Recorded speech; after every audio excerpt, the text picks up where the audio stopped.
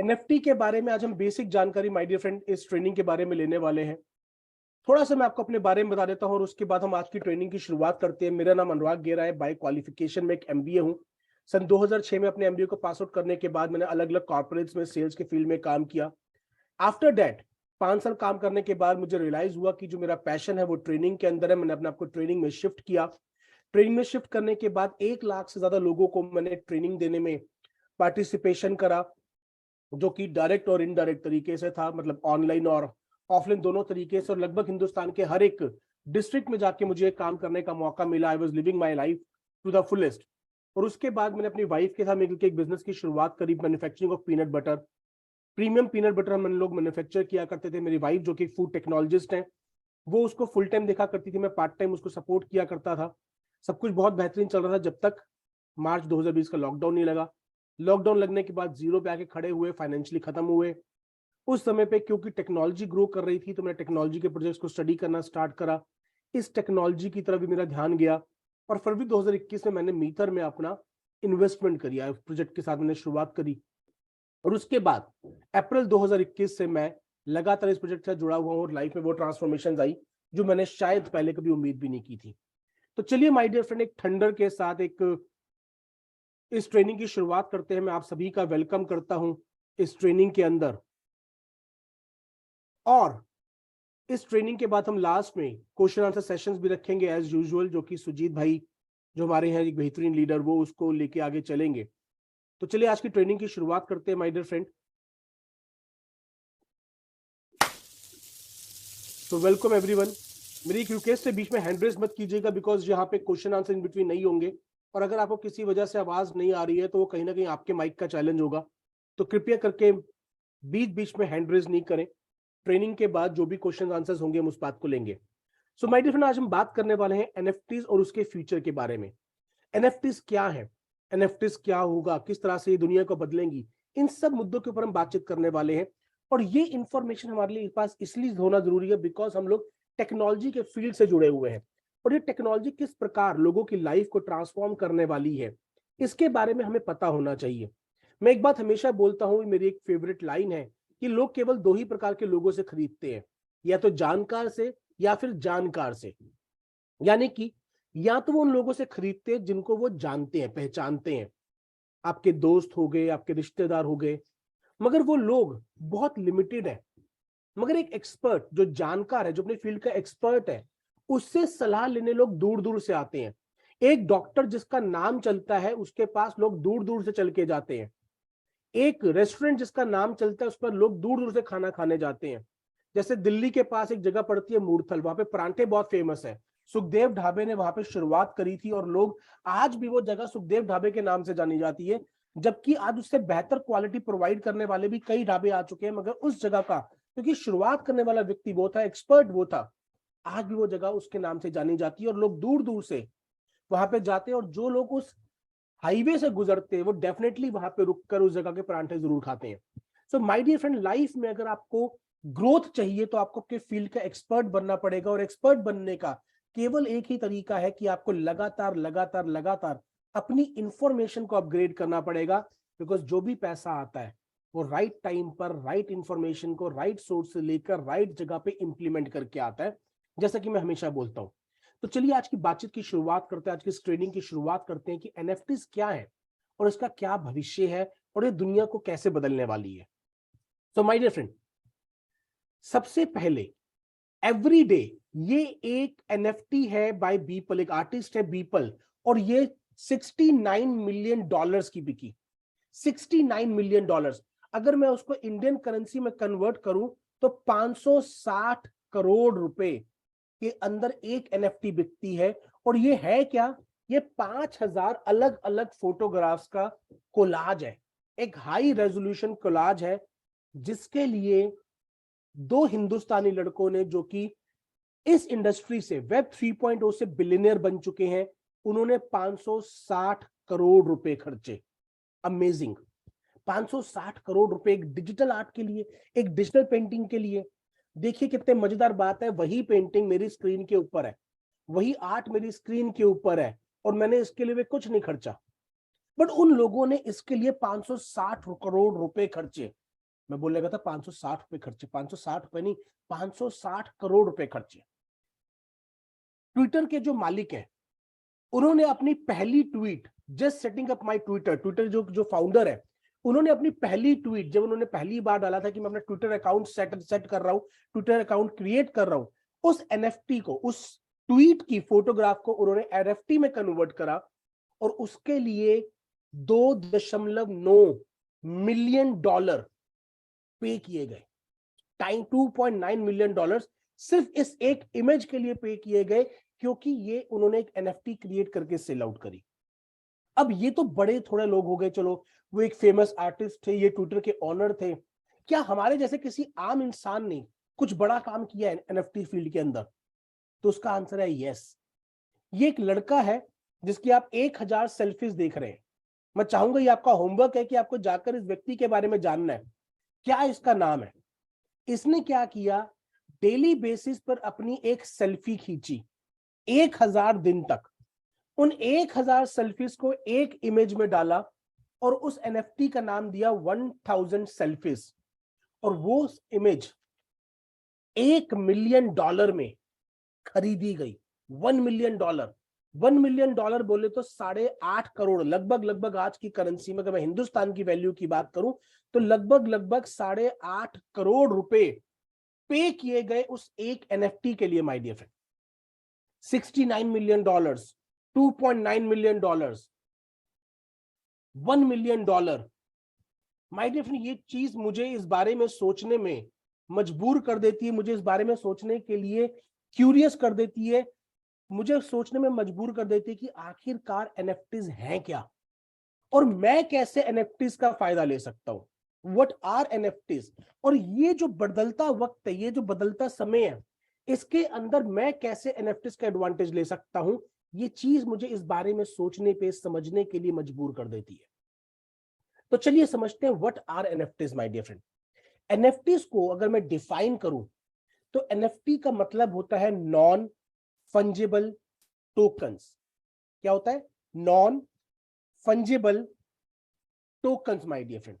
अब अगर मैं इस शब्द को दो हिस्सों में डिवाइड कर दूं तो हो गया नॉन फंजिबल और टोकन। नॉन फंजिबल और टोकन। अब इसको समझते हैं। सबसे पहले समझते हैं व्हाट इज नॉन फंजिबल।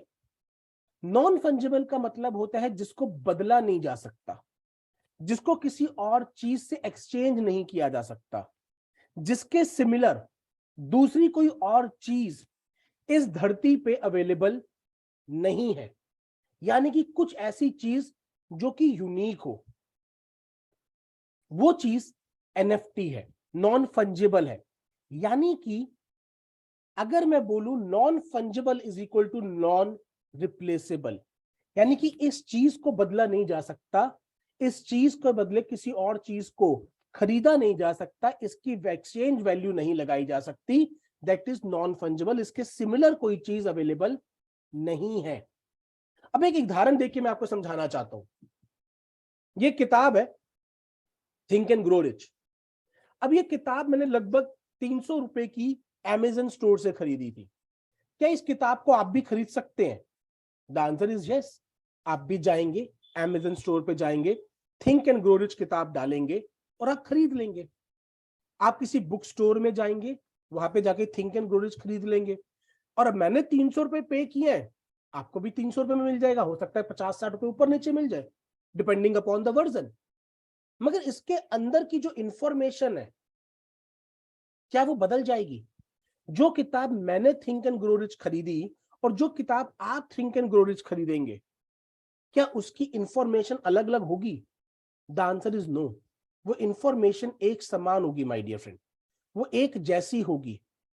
यानी कि अगर दो दोस्त हैं और दोनों ने थिंक एंड ग्रो रिच खरीदी है, तो दोनों लोग एक दूसरे के साथ उसकी अदला बदली कर सकते हैं, क्योंकि दोनों की दोनों चीजें बिल्कुल सेम है माय डियर फ्रेंड, दोनों में कोई अंतर नहीं है। This is fungible. यानी कि एक जिसकी सिमिलर कॉपीज अवेलेबल है, जिसके जैसा दूसरा प्रोडक्ट अवेलेबल है, ये फंजिबल है। बट ये किताब नॉन फंजिबल कब बन जाएगी? क्या ये किताब नॉन फंजिबल बन सकती है? Again the answer is yes. कैसे? अब मैंने इस किताब को पढ़ा है, अब देख रहे होंगे, दिखाता हूं मैं आपको, मैंने इन पे कुछ मार्किंग्स करी है, कुछ नोट्स बनाए हैं। मैंने इस किताब के ऊपर कुछ कुछ अपनी बातें लिखी हैं कि मुझे इस किताब को पढ़कर क्या समझ में आया, मैंने इस प्रकार से क्या मैसेज लिया, मैंने इस किताब से क्या नई चीज सीखी, मैं उसको किस प्रकार अपनी डेली लाइफ में इंप्लीमेंट करूंगा। ये चीज मैंने इस किताब पे लिख दिया है। अब क्या ऐसी ही मार्किंग के साथ दुनिया भर में क्या कोई दूसरी किताब अवेलेबल है? बिल्कुल ऐसी ही मार्किंग जैसे मैंने मार्किंग करी है, जो मैंने इस किताब पर लिखा है, जो मैसेज मैंने इससे सीखा है, और जो मैंने इसके ऊपर नोट किया है, जो मैंने इसके ऊपर लिखा है कि अच्छा मैं इसको कैसे फील्ड पे अप्लाई करूंगा। क्या ऐसी कोई और किताब दुनिया भर में अवेलेबल है एग्जैक्टली ऐसी? The answer is no. अब ये किताब जो है ये एक नॉन फंजिबल बन चुकी है। यानी कि अगर कल को मैं इसको ऑक्शन करूं और कोई व्यक्ति मेरी नॉलेज को वैल्यू करता है और वो चाहता है कि मैं सीखना चाहता हूं कि अनुराग गेरा ने इस किताब से क्या सीखा, उसने इस किताब से क्या इंटरप्रेट किया, और वो इसकी कीमत लगाता है। हो सकता है 300 रुपए की मैंने किताब की थी वो 1000 में बिक जाए, वो 3000 में बिक जाए, वो 5000 में बिक जाए।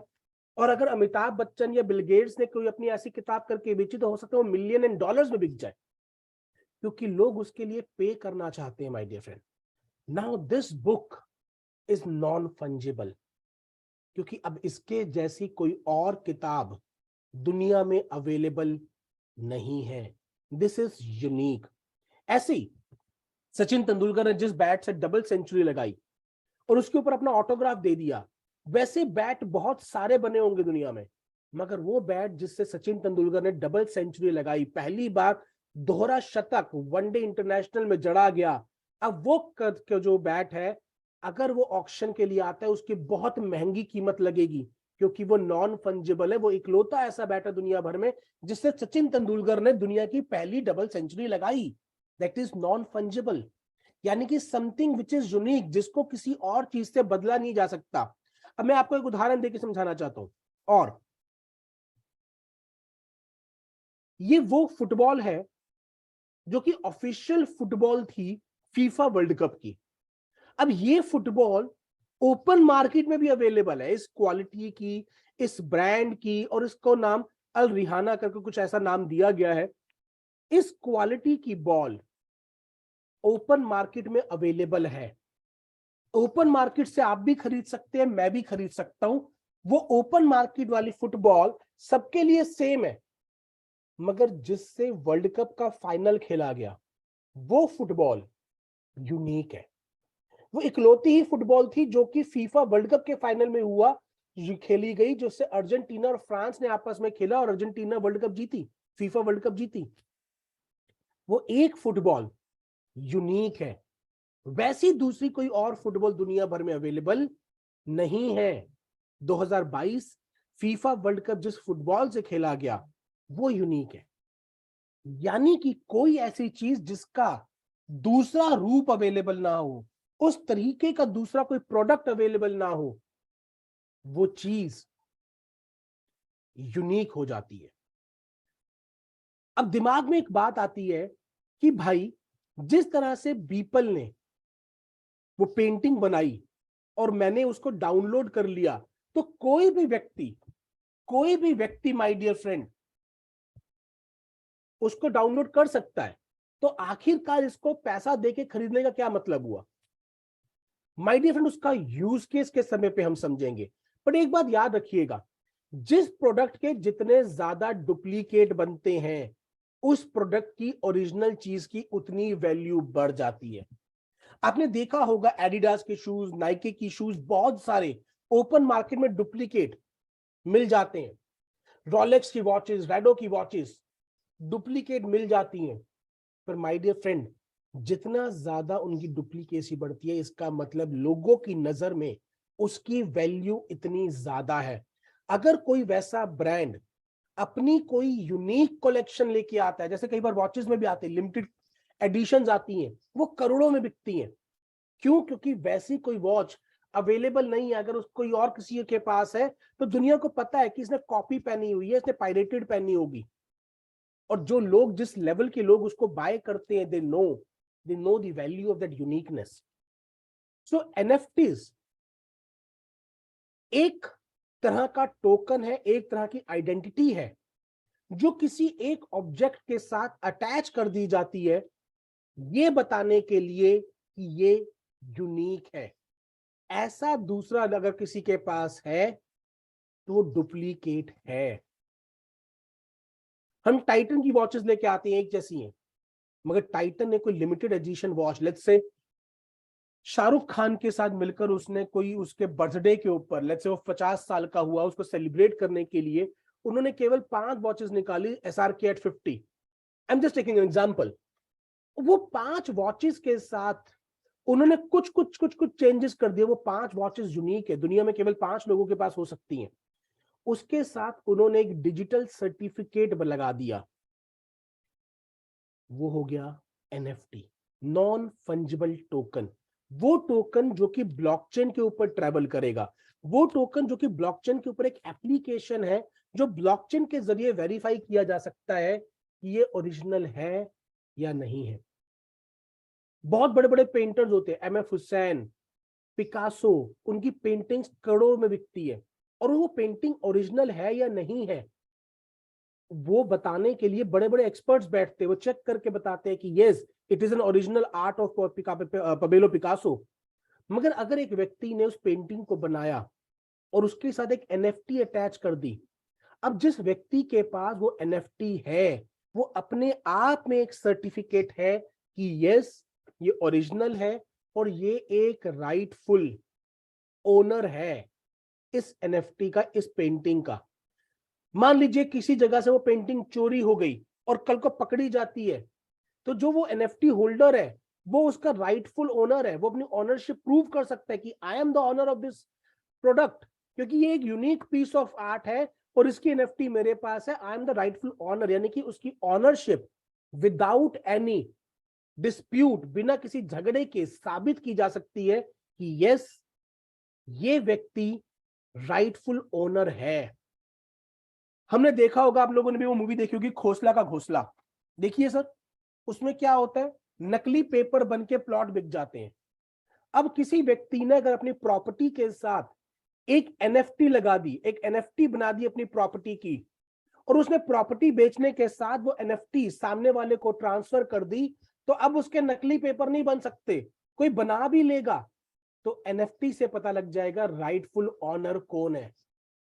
This is the power of NFT।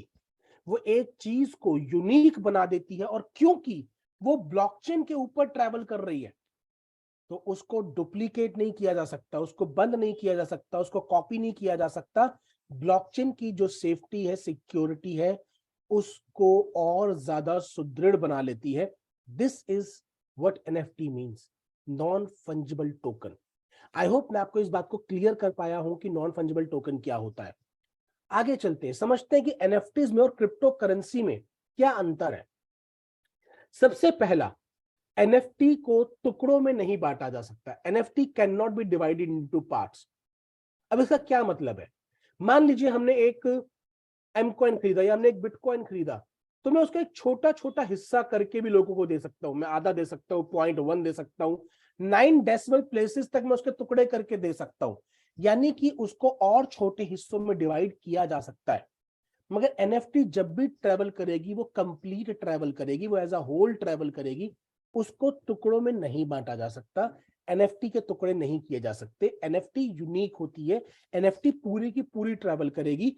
अगर इस बुक की एक NFT है तो जिसके पास ये बुक जाएगी पूरी की पूरी NFT उसके पास जाएगी, उसको टुकड़ों में नहीं किया जा सकता कि आधी इसको दे दी आधी इसको दे दी। NFT जो है वो कंप्लीट ट्रेवल करेगी। दूसरा, NFT जो है वो स्मार्ट कॉन्ट्रैक्ट्स के जरिए डिप्लॉय की जाती है, क्योंकि एक टोकन है NFT, नॉन फंजिबल टोकन, तो ये स्मार्ट कॉन्ट्रैक्ट के जरिए बनाई जाती है। जबकि क्रिप्टो करेंसी जब हम ब्लॉकचेन बना रहे होते हैं उस समय हम उसकी क्वांटिटी वगैरह डिसाइड कर कर उस पर बर्न कितना करना है, वो सब चीजों को डिसाइड करने के समय पर उस समय पर क्रिप्टो करेंसी को क्रिएट किया जाता है। जबकि NFTs जो है, बिकॉज दीज आर टोकन्स, इनको स्मार्ट कॉन्ट्रैक्ट्स के जरिए डिप्लॉय किया जाता है। ये एक एप्लीकेशन है जो कि ब्लॉकचेन पर रन होती है my dear friend. NFTs are not used for exchange as currency. NFTs एक वैल्यू होल्ड करती हैं और वो किसी ऑब्जेक्ट के साथ अटैच्ड होती हैं। वो डिजिटल ऑब्जेक्ट हो सकता है, वो फिजिकल ऑब्जेक्ट हो सकता है, मगर वो उस प्रोडक्ट के साथ अटैच्ड है और वो उस प्रोडक्ट के साथ ही ट्रेवल करेंगी। वो उसका ऑथेंटिसिटी का सर्टिफिकेट है कि ये ओरिजिनल है, वो उसका सर्टिफिकेट है। जैसे अगर हमारे को हम स्कूल में कुछ जीतते तो उसका सर्टिफिकेट मिलता है, वैसे ही वो NFT के साथ ट्रैवल करने वाला एक सर्टिफिकेट है माय डियर फ्रेंड। वो ऑथेंटिसिटी के साथ उसके साथ ट्रैवल करता है, उसको अलग से as an exchange of value नहीं लिया जा सकता। NFT के बदले करेंसी ली जा सकती है, NFT के बदले क्रिप्टो करेंसी ली जा सकती है, मगर NFT को करेंसी के रूप में प्रयोग नहीं किया जाता। NFT जो है वो वैल्यू है, वो एसेट है जो कि आप होल्ड करेंगे तो फ्यूचर में उसकी वैल्यू बढ़ने वाली है, अगेन डिपेंडिंग अपॉन उसकी डिमांड, उसकी यूजेबिलिटी, उसकी यूनिकनेस एंड कम्युनिटी जिसके जरिए वो ट्रैवल कर रही है। तो NFT एक एसेट है जो कि होल्ड की जाती है वैल्यू के लिए। NFT का कॉपीराइट और ऑनर अलग अलग हो सकते हैं। क्रिप्टो करेंसी तो जिसके पास है उसके पास है, मगर NFT का ऑनर और NFT का कॉपीराइट अलग अलग लोगों के पास हो सकते हैं। फॉर एग्जाम्पल, मैं एक पेंटर हूं और मैंने एक पेंटिंग बनाई और मैंने उसकी एक NFT अटैच कर दी। अब पेंटिंग खरीदने वाले के पास NFT चली गई, मगर उस NFT को बनाते वक्त मैंने क्लॉज डाला हुआ है कि जब जब ये NFT बिकेगी तब तक जितने में भी ये बिकेगी उसका 5% मुझको मिलेगा as a copyright, as a intellectual property right. तो वो कॉपीराइट आज भी मेरा है, मेरा कॉपीराइट ट्रैवल नहीं किया है, केवल ओनरशिप ट्रैवल हुई है। मैंने पेंटिंग बनाकर आपको दे दी, वो ओनरशिप आपकी होगी, आपने उसको खरीद लिया, मगर उसके ऊपर 5% की रॉयल्टी मैं भी लेता रहूंगा। और यही कॉन्सेप्ट हमारे MBL मेटा बनी लेजेंड्स के अंदर भी यूज होने वाला है my dear friend. So NFT के अंदर कॉपीराइट्स पुराने व्यक्ति के पास, क्रिएटर के पास हो सकते हैं, चाहे तो वो ट्रांसफर कर दे, चाहे तो वो उसको होल्ड करके रख ले।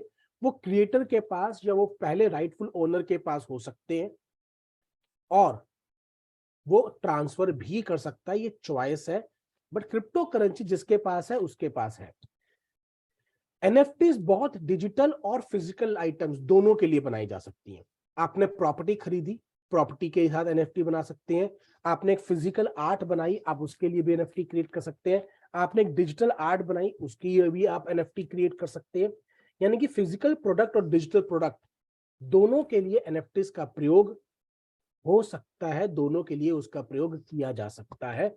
जबकि क्रिप्टो करेंसी तो हम जानते हैं कि डिजिटल एसेट है, डिजिटली ट्रैवल होती है, उसका फिजिकल रूप में कोई एग्जिस्टेंस नहीं है, वो केवल डिजिटल ट्रांजैक्शंस और डिजिटल रूप से ट्रैवल करने के लिए बनाई गई है। आगे चलते हैं my dear friend, where to buy NFTs। अब अगर हम NFT खरीदना चाहते हैं तो कौन कौन से मार्केट प्लेसेस हैं जहां पर NFTs को बाय किया जा सकता है। तो जो मोस्ट पॉपुलर NFT की मार्केट प्लेसेस है वो है OpenSea। आप वहां पे जाकर, ये वेबसाइट है OpenSea पे, आप जाके बाय कर सकते हैं।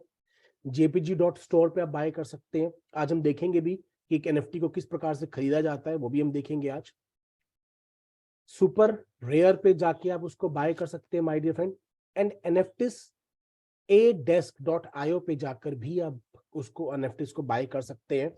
ये वो 4 सबसे ज्यादा पॉपुलर मार्केट प्लेसेस हैं NFTs को बाय करने के लिए। अगर आप इन बारे में और जानना चाहते हैं तो आपका एक होमवर्क है, आप जाइए इन प्लेसेस को सर्च कीजिए, देखिए NFTs को, देखिए उनका प्राइस कैसे है, उसमें पूरा का पूरा हिस्ट्री आती है, कैसे कैसे कैसे कैसे ये ट्रैवल करके गई है, देखिए किस तरीके से मूव हो रही है, क्या उसका रेट बढ़ रहा है, कैसे हो रहा है। इन सब चीजों को आप जाके देख सकते हैं। अलग अलग इनकी वेबसाइट्स पे जाके आप देख सकते हैं टू अंडरस्टैंड बेटर कि किस तरह से NFTs काम करती हैं। आगे चलते हैं my dear friend, different types of NFTs क्या है। My dear friend, to understand different type of NFTs को जो ब्रॉडली क्लासीफाई किया गया है, वो क्लासीफाई किया गया है दो उसके अंदर, usables and collectables. Usable and collectables. Usable क्या है? यूजेबल एनएफटी से जिसको प्रयोग करके जो खत्म हो जाएंगी, और कलेक्टेबल जो है जो एज एन एसेट की तरह प्रयोग होंगी। फॉर एग्जाम्पल, हमने एक गेम बनाई और उस गेम में क्या है, एक आदमी वॉक कर रहा है, वो वॉक करके जितना पसीना बहाएगा उतने उसको पॉइंट्स मिलेंगे, जितनी कैलोरीज वो बर्न करेगा उतने पॉइंट्स मिलेंगे।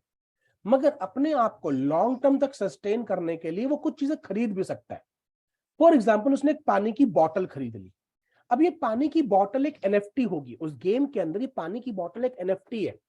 अब उसने पानी को पी लिया, पानी को पीने के बाद उसने बॉटल को कचरे के डब्बे में फेंका, और गुड वैल्यूज को सिखाने के लिए आपने अगर कचरे के डब्बे में ढंग से डिस्पोज ऑफ किया उस बॉटल को, तो उस पर भी आपको एडिशनल पॉइंट्स मिलेंगे। अब ये जो पानी की बॉटल आपने कंज्यूम कर ली, जो आपने पी ली, ये एक यूजेबल एनएफटी थी। इसका था कि हाँ, कहीं आप पानी की बोतल रख के भूल गए तो कोई दूसरा प्लेयर अगर उठा ले तो कैसे पता लगेगा कि भाई ये पानी की बोतल आप ही की है, तो वो उस एनएफटी से पता लगेगा। मगर इसको आपने कंज्यूम कर लिया, इसको आपने यूज कर लिया, ये एक यूजेबल या फिर कंज्यूमेबल एनएफटी है माय डियर फ्रेंड, यानी कि जिसका इस्तेमाल किया जा सकता है, जिसको प्रयोग में लिया जा सकता है। आपने एक पेन लिया गेम के अंदर, उस पेन को आपने यूज किया और उसका रिफिल खत्म हो गया, वो एक यूजेबल एनएफटी है। आपने शूज खरीदे, भागते भागते भागते भागते शूज फट गए, आपने उसको डिस्कार्ड कर दिया, वो एक यूजेबल एनएफटी, यानी कि जिसको प्रयोग में लाया जाएगा। आपने कार खरीदी, कुछ समय कार चलाने के बाद कार का एक्सीडेंट हो गया, आपने उसको डिस्कार्ड कर दिया, वो एक यूजेबल एनएफटी है। ये सारी की सारी चीजें भविष्य में एनएफटी के रूप में आने वाली है माय डियर फ्रेंड, ये सारी की सारी चीजें एनएफटी में आएंगी, और गेमिंग सेक्टर एक बहुत बड़ा सेक्टर बन के निकलने वाला है एनएफटीज के अंदर। तो ये आ गई यूजेबल एनएफटीज। कलेक्टेबल एनएफटीज क्या है? बीपल, जैसे हमने देखा, बीपल वो एक कलेक्टेबल एनएफटी है, उसको दीवार पे, अब बीपल की जो एवरीडे एनएफटी है, उसका प्रयोग में क्या लाया जाने वाला है? भविष्य में उसका प्रयोग लाया जाने वाला है कि एक डिजिटल म्यूजियम क्रिएट होगा, उस डिजिटल म्यूजियम के अंदर वो पेंटिंग लगाई जाएगी और लोग मेटावर्स में उस म्यूजियम में ट्रैवल करेंगे अपने एआई के चश्मे पहनकर और उस पेंटिंग को देखेंगे। जैसे फिजिकल वर्ल्ड में आर्ट गैलरीज की एग्जीबिशन लगती है, भविष्य में डिजिटल आर्ट्स की एग्जीबिशन लगेंगी, और जो लोग आर्ट्स को एंजॉय करना चाहते हैं, मेरी तरह नहीं कि भैया सिर्फ एग्जांपल यूज करना था या चलो डेस्कटॉप का स्क्रीन सेवर बनाना था, गए उठाया और ले आए, those people who love art, जो आर्ट को कलेक्ट करते हैं, because art is also an asset. MF Hussain की पेंटिंग जो अगर 1 करोड़ की बिकी है, भविष्य में 10 करोड़ की बिक सकती है। पैब्लो पिकासो की जो पेंटिंग उनके लाइफ टाइम में $1 मिलियन की बिकी, वो आज उसकी कीमत 10 मिलियन, $50 मिलियन भी लोग देने को तैयार है, because that is an art. वो एक एक्सपर्ट का काम है and people are ready to pay for it, जो लोग उसकी वैल्यू करते हैं। मुझे याद है मैं जब अपनी जॉब में था तो मेरे जो ऑनर थे वो यूरोप से थे, इंडियन मूल के थे बट यूरोप से थे, जर्मनी से, और उनके घर में गणेश जी की 3 पेंटिंग्स लगी हुई थी। तो वैसे एक बार बात हो रही थी, हम उनके घर में थे, तो बातों बातों में पता लगा इट इज वर्थ मिलियंस। तो 3 पेंटिंग लगी हुई है वर्थ मिलियंस, क्योंकि वो एमएफ हुसैन की ओरिजिनल आर्ट ऑफ वर्क था, कुछ ऐसा था। और मैं सोच रहा था मिलियंस, भाई ये तो मैं अपने वहां पे जो शनि बाजार लगता है ना, वहां पे ऐसे खरीद लूं। But that was an original work of art of a painter जिसने अपनी लाइफ में बहुत बड़ी हाइट अचीव करी है। अब फॉर एग्जाम्पल, आपने शादी पे एक सिंगर को बुलाया, वो सिंगर भी बड़ा अच्छा गाना गाता है, मगर वो आपके मोहल्ले का ही है, तो आप उसे खाना खिला के वापस भेज दोगे, शायद सेकंड का सिक्का भी ना दो, और वो खुशी खुशी आ भी जाएगा कि चलो यार 200 आदमी के सामने मुझे गाने का मौका मिला। मगर अगर आप चाहते हो कि आपके किसी इवेंट पे आकर लता मंगेशकर परफॉर्म करे, तो क्या आप उनको खाना खिला के भेज दोगे? नहीं, यू नीड टू पे millions of rupees for that song जो आके गाना गाएंगे, उनके वक्त की कीमत आपको देनी पड़ेगी। भले ही आपके गली का सिंगर उनसे भी बेहतर गाता हो, बट स्टिल लता मंगेशकर को बुलाने की कीमत लगेगी। Same way my dear, collectibles की एसेट वैल्यू है, जो भविष्य में डिमांड जैसे जैसे बढ़ती जाएगी, उसका यूजेबिलिटी जैसे जैसे बढ़ती जाएगी, वो कम्युनिटी जो उसको वैल्यू करती है, उसकी कम्युनिटी बढ़ती चली जाएगी, उस कलेक्टेबल की डिमांड बढ़ती चली जाएगी, उस एनएफटी की डिमांड बढ़ती चली जाएगी my dear friend. So collectibles are assets जिसको आप रखेंगे, होल्ड करेंगे, और विद टाइम उसकी वैल्यू बढ़ने वाली है। वो एनएफटीज कलेक्टिबल्स में काउंट की जाती है। आगे चलते हैं माय डियर फ्रेंड। एनएफटी का क्या इस्तेमाल है बिजनेस वर्ल्ड में? सबसे पहले है आर्ट, चाहे वो फिजिकल आर्ट हो, चाहे वो डिजिटल आर्ट हो। आर्ट के अंदर आपने एक पेंटिंग बनाई, उसको एनएफटी में कन्वर्ट कर दिया और उसको सेल आउट कर दिया। अब उसके ऑनर को पता है कि भाई वो उसका असली ऑनर है। जैसा मैं भी आपको बता रहा था, एवरीडे जो कि पीपल की $69 मिलियन में बिकी, वो एक आर्ट है।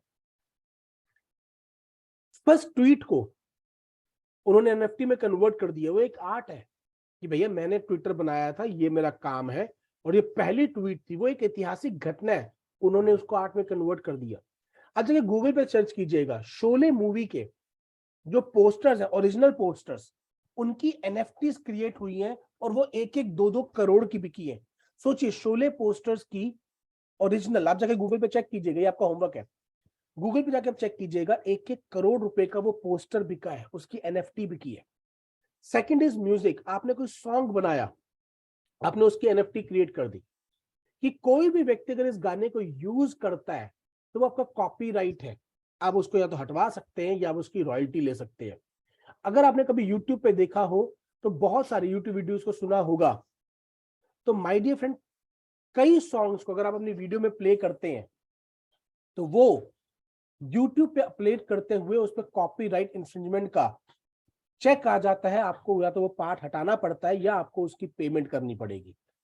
मेरे साथ भी ये हुआ था, मैंने एक ट्रेनिंग फिजिकल वर्ल्ड में डिलीवर करी थी ब्लॉकचेन के ऊपर, उसके अंदर मैंने मुगले आजम का एग्जांपल लिया हुआ था, और जब वो रिकॉर्डेड वर्जन में मैंने यूट्यूब पे डाली तो यूट्यूब ने उस पर कॉपीराइट का उतने सेक्शन में लगा दिया, भाई ये जो मुगले आजम का गाना तुम्हारे वीडियो में बज रहा है ये कॉपीराइटेड है, इसको या तो हटाओ या इसकी पेमेंट करो।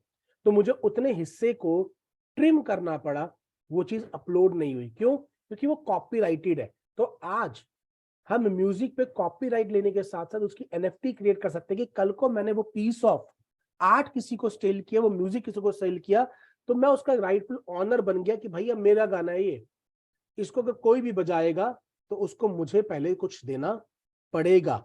That is music. Then access, future में इवेंट्स को एक्सेस करने के लिए एनएफटीज का यूज होगा।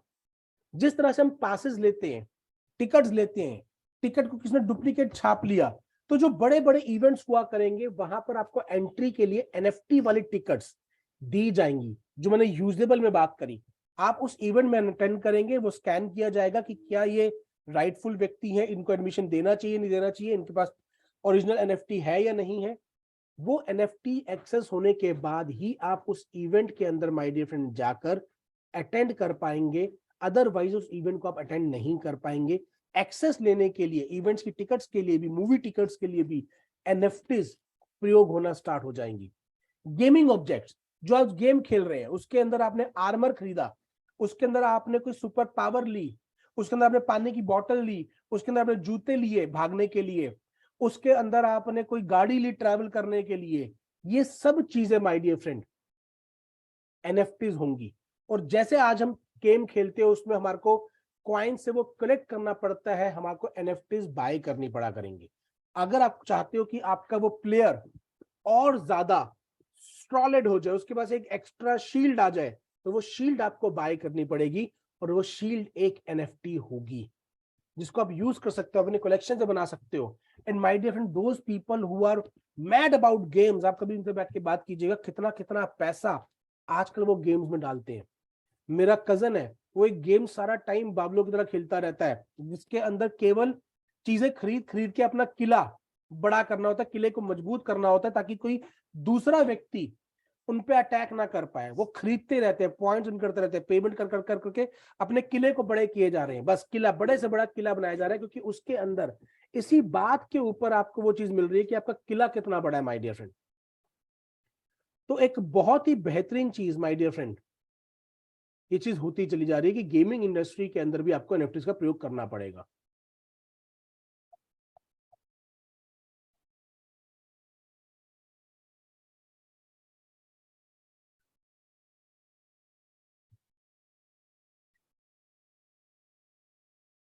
उसके बाद डेटाबेस, आपके पास कोई डेटाबेस है और आप उस डेटाबेस को सेल करना चाहते हो, इंपॉर्टेंट डेटाबेस है, लेट्स से आपने कहा HNI का डेटाबेस है, आपका हाई नेटवर्थ इंडिविजुअल का डेटाबेस है, और कोई प्रॉपर्टी फर्म उसको बाय करना चाहती है और वो उसका चाहती है कि ये कोई डुप्लीकेसी ना करे, आपने कोई रिसर्च करवाई, उसका एक डेटा निकल के आया, उसका एक वो निकल के आया, यानी कि वेब 2.0 में आपने कोई काम किया, आप उस डेटा को भी माय डियर फ्रेंड NFT के साथ प्रोटेक्ट कर सकते हैं, कि अगर कोई उस डेटा को कॉपी करता है, कोई डेटा आपसे चुराता है, तो आप उस पर भी केस कर सकते हैं, वो भी माय डियर फ्रेंड आप उसके जरिए प्रोटेक्ट कर सकते हैं।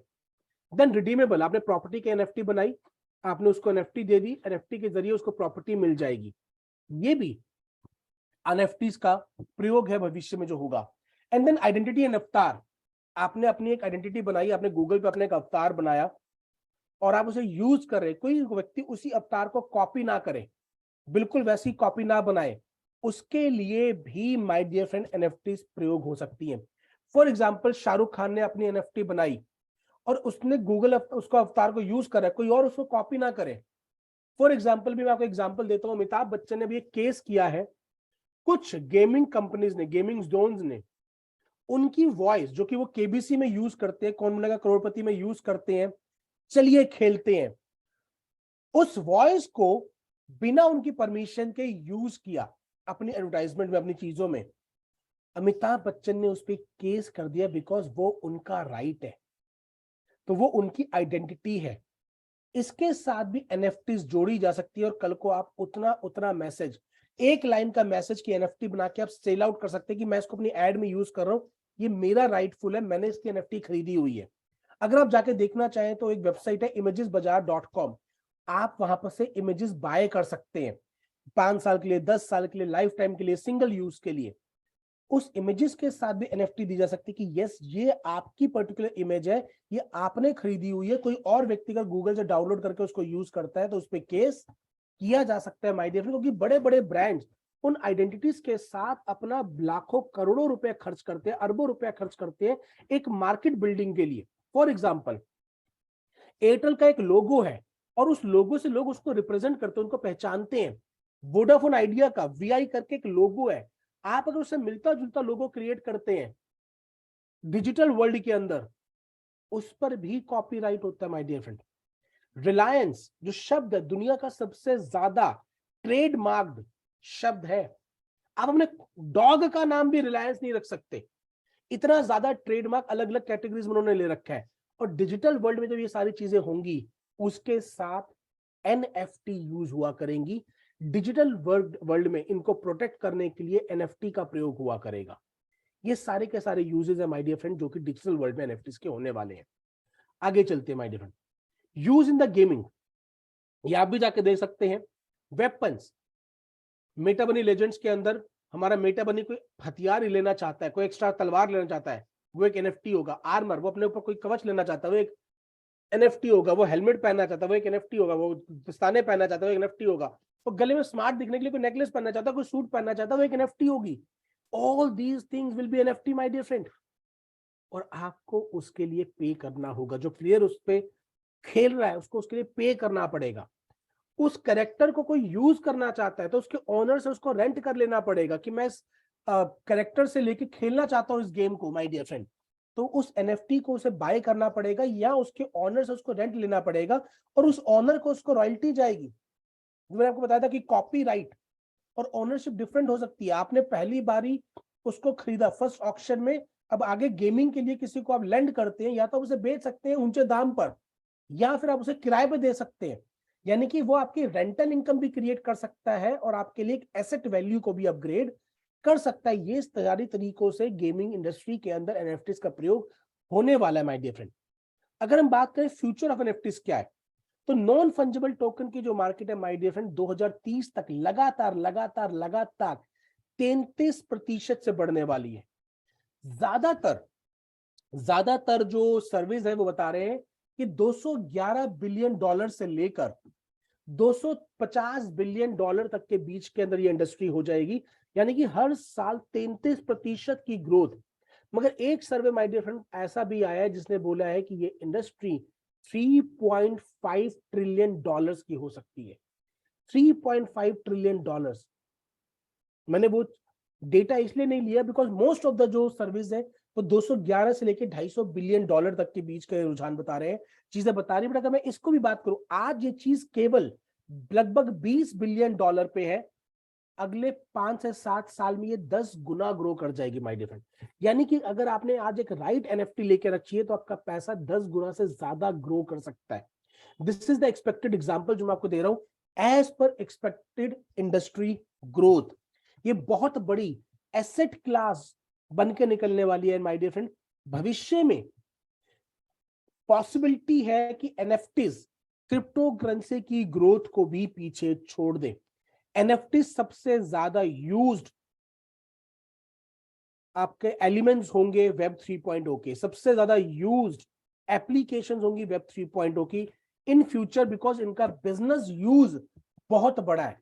एक व्यक्ति एक ही बिजनेस के अंदर मल्टीपल एनएफटीज क्रिएट हो सकती है। क्रिप्टो करेंसी एक बार क्रिएट होती है बट मल्टीपल एनएफटीज होती है और वो यूनिक होती है माय डियर फ्रेंड। तो यूनिकनेस की वजह से उनकी वैल्यू ग्रोथ बहुत ज्यादा होती है as compare to crypto currencies. अगर मैं digital asset as a value of holding की बात करूं, आगे चलते हैं। कौन सी मार्केट? तो एशिया पैसिफिक, इंडिया और उसके आजू बाजू की market my dear friend 43% contribute करेगी। पूरे वर्ल्ड को अगर हम एक तरफ कर दें तो वो 57%, मगर एशिया के जो देश हैं, एशिया पैसिफिक के जो देश है माय डियर फ्रेंड 43%, यानी कि मैं बात करूं चाइना, इंडिया, इधर से पाकिस्तान, श्रीलंका, ये जो देश है माय डियर फ्रेंड, ऑस्ट्रेलिया, ये सारे देश मिलकर माय डियर फ्रेंड 43% कंट्रीब्यूट करेंगे टोटल एनएफटी मार्केट ग्रोथ को। टोटल एनएफटी मार्केट ग्रोथ में सबसे बड़ा शेयर ये कुछ देशों का रहने वाला है माय डियर फ्रेंड, कुछ कंट्रीज का रहने वाला है। आगे चलते हैं माय डियर फ्रेंड।